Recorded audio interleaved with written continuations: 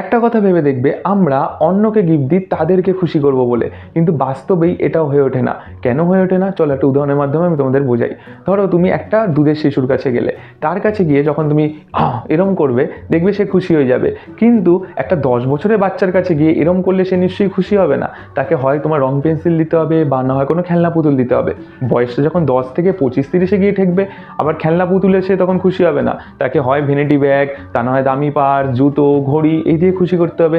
আবার 25-30 থেকে 50-60-এ গিয়ে যখন থাকবে, তখন তো আরোই সমস্যা। হয় তোকে ক্যাশ টাকা, অর্নামেন্টস বা কোনো সম্পত্তি এই দিয়ে খুশি করার চেষ্টা করলেও করতে পারো, বা সে হলেও হতে পারে, কোনো গ্যারেন্টি নেই। কেন এই উদাহরণটা দিলাম? এই উদাহরণ থেকে আমরা দেখতে পাচ্ছি যে একটা মানুষের বয়স যত বাড়ছে, তার খুশি বা তার চাহিদাও কিন্তু তত মূল্যবান হচ্ছে। তো তুমি যদি ভাবো যে তার চাহিদার মূল্যের সাথে পাল্লা দিয়ে তুমি তাকে সেম লেভেলের গিফট বা উপহার দেবে, সেটা কিন্তু পুরোপুরি ভুল করছো। কারণ তার ভাবনা তার কাছে। সেই জন্য যখনই তুমি কোনো গিফট কাউকে দিচ্ছ, তুমি তখন এই ভেবে দাও যে তোমার মনে হয়েছে যে তোমার দেওয়া গিফটটা তার কাছে মূল্যবান হলেও হতে পারে, বা তোমার দেওয়া গিফটটা তার কাছে খুশির কারণ হলেও হতে পারে, সেই জন্য তুমি তাকে গিফটটা দিচ্ছ।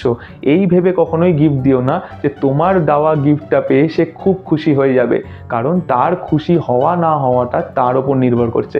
তুমি শুধু এই ভেবে ভালো থাকো যে তুমি তো অন্তত তার কথা ভেবে গিফট দিয়েছো, সেটাই তোমার ক্ষেত্রে বড় পাওনা।